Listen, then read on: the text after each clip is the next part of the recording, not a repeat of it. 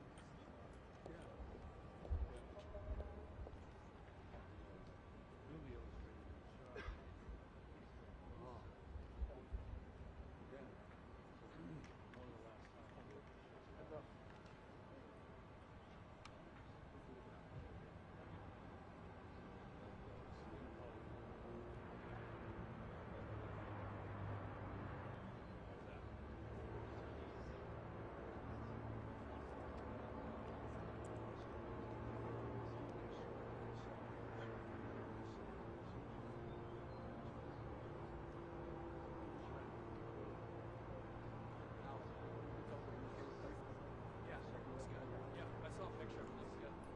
Thanks, Tony.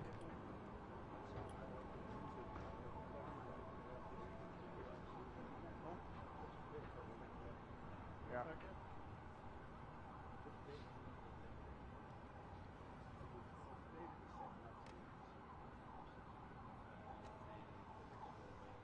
My fast now went after Christmas until they actually broke through.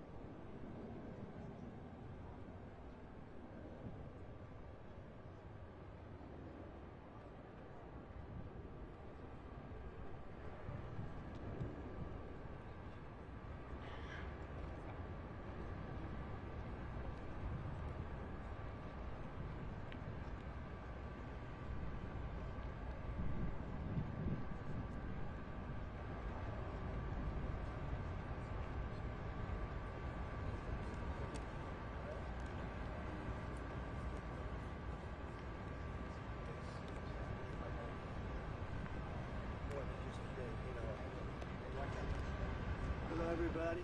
Oh, look who we have. Hello, everybody. Mr. President, great to see you. Nice to see you. I do know Roger. Good to see you Again for last night. Nice appreciate it. That was great last night. Also, you had the sausages there. That was great. Yeah, oh, the sausages, boy. They really, Yes, I did. Had some they were fantastic. You were terrific. Thank you. You got the market seeing your brilliance. Yeah, that's up almost 7 points. 2,500 points. Nobody's ever heard of it. It's got to be a record. Amazing. Yeah. You make an announcement the next day. Please go. Yes, sir. Smart. The Kiwis are going to get the tax. Yes, sir. Absolutely. Hello, everybody. How are you? Nice cars.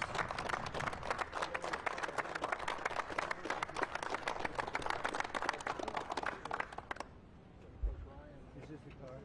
Yep, this is the car. Yep. Ryan from last year, he had 23, so pretty amazing job he's done. Pretty amazing. And this is the team behind him here. Fantastic. How are you? Nice to see you. Great. Mr. President, thanks for having us.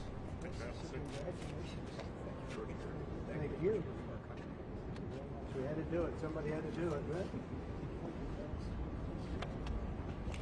Well, thank you very much, everybody. We have a very special day for a lot of reasons, actually, if you really think about it. But this is a day because Roger Penske is a great friend of mine. I've known him a long time. He received a few years ago the Presidential Medal of Freedom, the highest award in the country outside of the Congressional Medal of Honor. It's sort of the civilian version of the Congressional Medal of Honor. And I watched him win his 18th Indianapolis 500. And now I just said, did you win 19? He said, well, actually, we won 20. He won 2 more since then. So that was like 5 years ago, and he won 2 more since then. And just well-deserving. If you look, Germany, Japan, the countries, they spend billions of dollars trying to win Indy. And I guess they do it sometimes, but not much. But he's done it 20 times, Phyllis. So he must know something about cars and racing, and trucks, too, by the way. He knows a lot about trucks. But he's been a very special guy, and he's brought some of our outstanding racing champions with tremendous courage and guts and grit. Hello, fellas. I didn't see you guys over there. That's a good-looking couple of teams, too. They have a lot of courage. And we'll see you in a second. So we're joined by the 2023-2024 NASCAR champion, Ryan Blaney, and Joey Logano. That's really fantastic, fellas. That's great. How fast do you get that car going, like as an example, on average? How fast will you About go? 190. About 190, you can have it. I don't want to go, but 190, that's fantastic. And on a straightaway, you'll go how much? About 190, 200. About 190 to 200. Well, it takes a special genetic, you know that, right? It's genes. Not only it's genes, really. Most people couldn't do that. Very few people could do it. The 2023 and 2024 Indianapolis 500 winner, Joseph Newgarden. Hey, Joseph.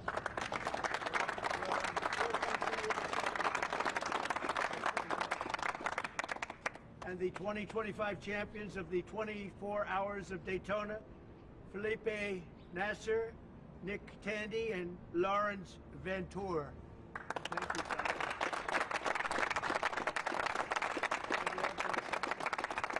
So, this is just a celebration of racing, and it's a celebration of Roger and his great success and his life, and these incredible champions who really do what very few people could do.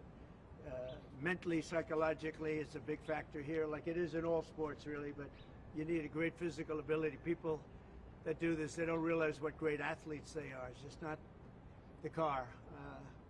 I had a friend, he's a very successful guy, but he was a driver, and started off, he wanted to be a race car driver. He wanted to be like you. He wanted to be just like Joey Logano. And he had it for business, but he didn't have it for he said, I just couldn't compete with the good drivers. He couldn't do it, no matter what he did. And he got lucky. He went into business and made a lot of money. He was very successful.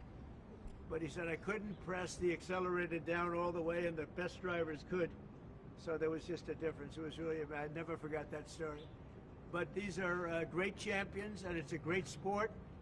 And what you've done in Indianapolis also with the track and everything has been incredible. I mean, it's really incredible. People tell me it's been amazing. I'll have to get there. I'm going to have to get there maybe this year with you. But Open invitation. well, thank you very much. Thank you. And we did Daytona. We went around the track in the Beast, what's called the Beast, with the thick windows and the whole thing. And you're not supposed to hear anything, but I heard the fans. They were going crazy outside. So it was a great honor. So I just wanted to welcome them to the White House, a special place, very, very special place.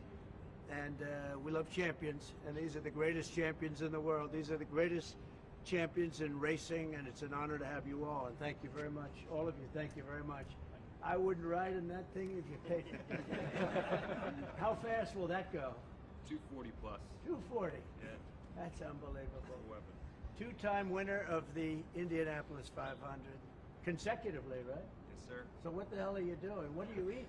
A Because lot I of want milk. some. Drinking a lot of milk, hopefully. Okay, I'm going to take some. And that one is pure speed and endurance, right? Correct, sir. Speed and endurance. Is that car a very different car than, let's say, this one? Very different? very different. Very different. Yeah. Made for You gotta last so many hours, right. and we all share the car, so three A drivers, totally different engine. different engine, Everything's different. everything. And you'll go. Is it 24 hours? Yeah. That's a long time. And that car just, there's no let up, there's no, it's just constant, right? That's fantastic. Congratulations. That's endurance. Endurance is a big factor in life and success, I can tell you. So you guys have it. Well, thank you very much.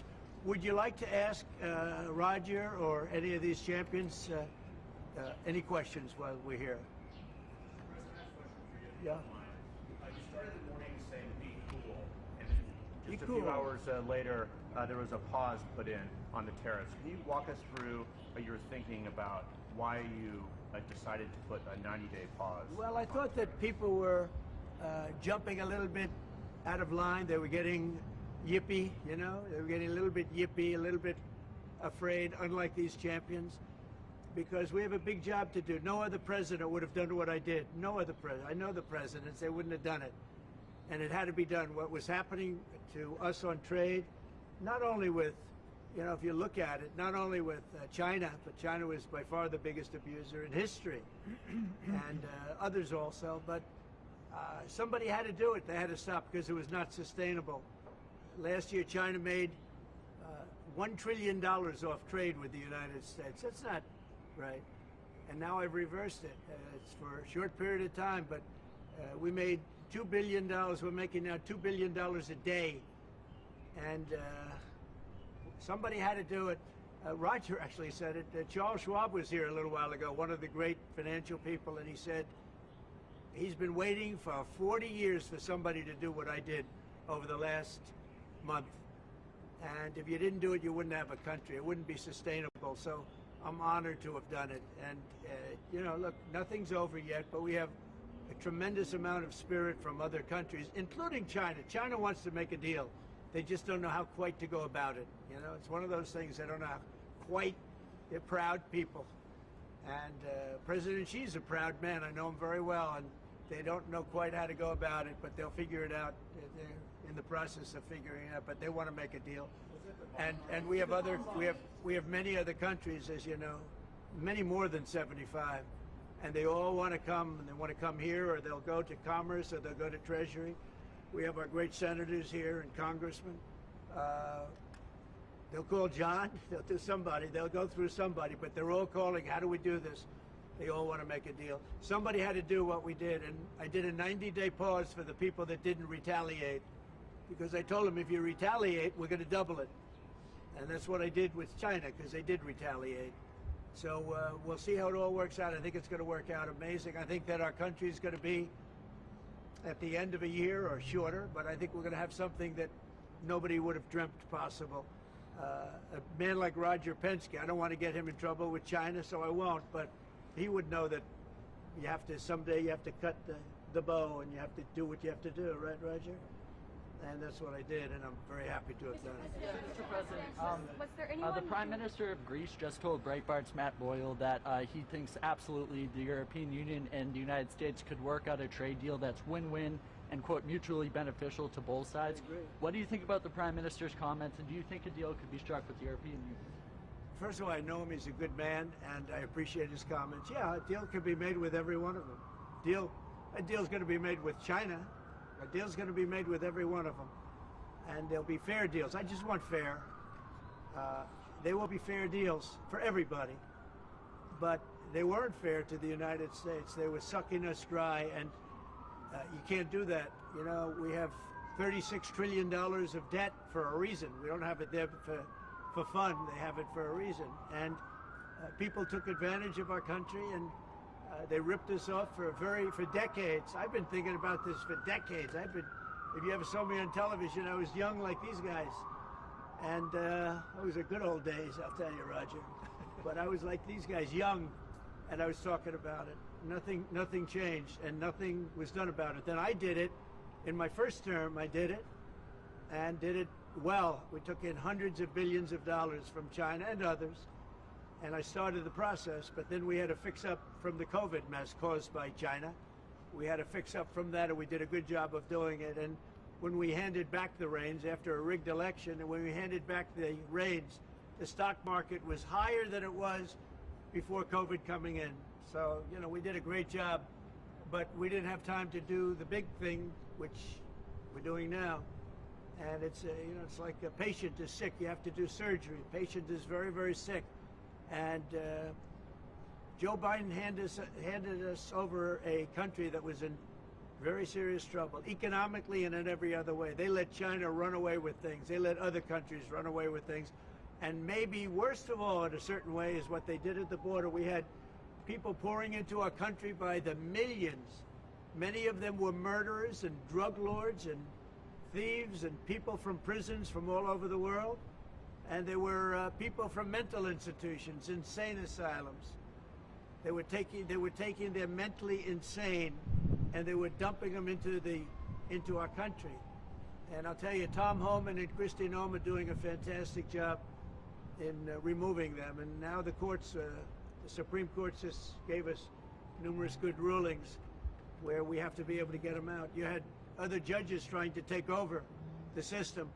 And think of it, they take over, they want these people coming back, Tren de Aragua from Venezuela, the Venezuela jails that cut off the fingers of a man in Colorado. They cut off his fingers because he called the police looking for help.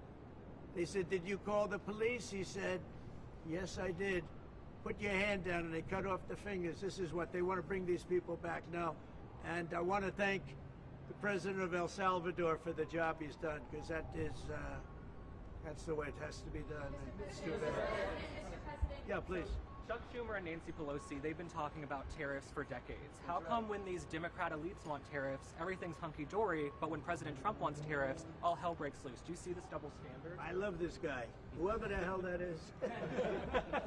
That's really nice. I appreciate that question. No, Chuck Schumer, Nancy Pelosi, everybody knew you had to do it, but they never had the guts to do it. It does take guts. It even takes guts for our country to go through it. That's why I say be cool. They were saying about, see, just be cool. It's going to work out.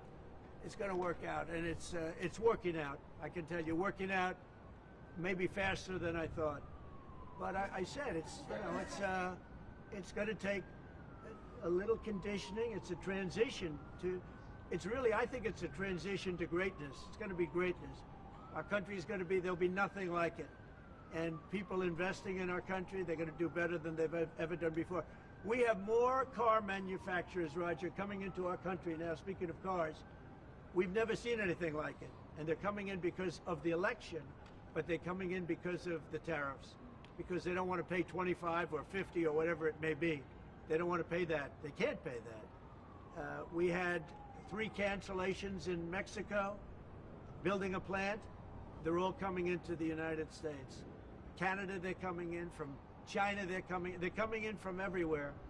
And that's just cars. We have chip makers coming. We're the biggest chip maker in the world from Taiwan, coming in, spending $3 billion to build plants, and mostly a big plant. This is a hell of a plant when you spend the kind of money there. That they're going to go $200 to $300 billion, not million. You know, you'd say million would be the right number. It's not. $200 to $300 billion. Think of that. $300 billion. If you look at Apple is going to spend $500 billion building a plant. They wouldn't be doing that if I didn't do this. They'd just keep building them in China. And that's unsustainable. It's not a pleasant thing to do, but I appreciate the question. And, you know, interestingly, Chuck Schumer and Nancy Pelosi, Crazy Nancy, they've wanted to do this for years, but they never had a president that had the guts to do it, because it does take guts, believe me. Was it the bond markets that persuaded you to reverse course? I was watching the bond market. The bond market is very tricky. I was watching it, but if you look at it now, it's beautiful. The bond market right now is beautiful. But yeah, I saw last night where people were getting a little queasy. I think everything had. Well, the big move wasn't what I did today. The big move was what I did on Liberation Day. We had Liberation Day in America. We're liberated from all of the horrible deals that were made, all of the horrible trade deals that were made. And I was helped by people just like this, senator, congressman, and friend, right? And we had great help in the Senate. Our Republican senators have been amazing. They stood tall. And likewise in the House. And John Thune has done an amazing job. Barrasso has done an amazing job. I mean, I can't think of a senator, really. We had tremendous support. We got a bill passed the other day with almost unanimous support in the Senate, and I think we're going to get that in the House too. And I have to tell you that Mike Johnson is a great speaker. He's done a fantastic job. We had a majority of 1, now we have a majority of 7. And you don't realize how big 7 is until you have a majority of 1. 7 sounds like so much.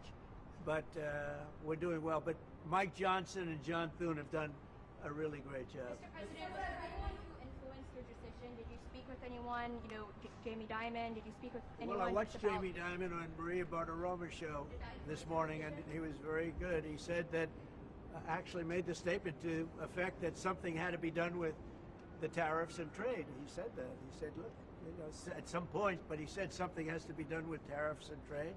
He understood it. He's very smart and very a genius financially. He's done a fantastic job at the bank. And he knows that. Everybody knows that. Anybody that's even a little bit smart knows it. It wasn't sustainable what was happening. Somebody had to pull the trigger. I was willing to pull the trigger. This should have been done long ago. Just like Biden should have stopped the border long ago. I mean, allowed 21 million people plus into our country, many of whom should never have been allowed out of prisons and jails. They came out of prisons and jails from all over the world, and now we're getting them out, bringing them back to their countries. But it's should have never been done. Yeah, go ahead, please. Sir, would you consider exempting some U.S. companies, maybe some larger companies who have been hit hard in the markets the last few days during this 90 days? As time goes by, we're going to take a look at it. There are some that have been hard. There are some that, by the nature of the company, get hit a little bit harder, and we'll take a look at that. Yeah. How will you determine that over the next 90 days? Just instinctively, more than anything else. I mean, you almost can't take a pencil to paper. It's really more of an instinct, I think, than anything else. What's your credibility like? Because you said that these tariffs would go into effect on Monday. You said no pause. And today there is a pause. So No, how I can think people you have believe to have, your words today? it's not a question of that. You have to have flexibility. I could say, here's a wall, and I'm going to go through that wall. I'm going to go through it no matter what, and keep going, and you can't go through the wall. Sometimes you have to be able to go under the wall, around the wall, or over the wall. These guys know that better than anybody, right? You got to go around them sometimes. You're not going to go through them. So I consider, you know, I think in financial markets, because they change. Look how much it changed today. We went from, you know, pretty moderate today, but over the last few days it looked pretty glum, to, I guess they say it was the biggest day in financial history. That's a pretty big change. And I think the word would be flexible. You have to be flexible. Like he's asking the question about some companies. Some companies, through no fault of their own, they happen to be in an industry that is more affected by these things than others. You have to be able to show a little flexibility. And I'm able to do that. I'm going to say hello to these champions because they are great champions. I got to say hello.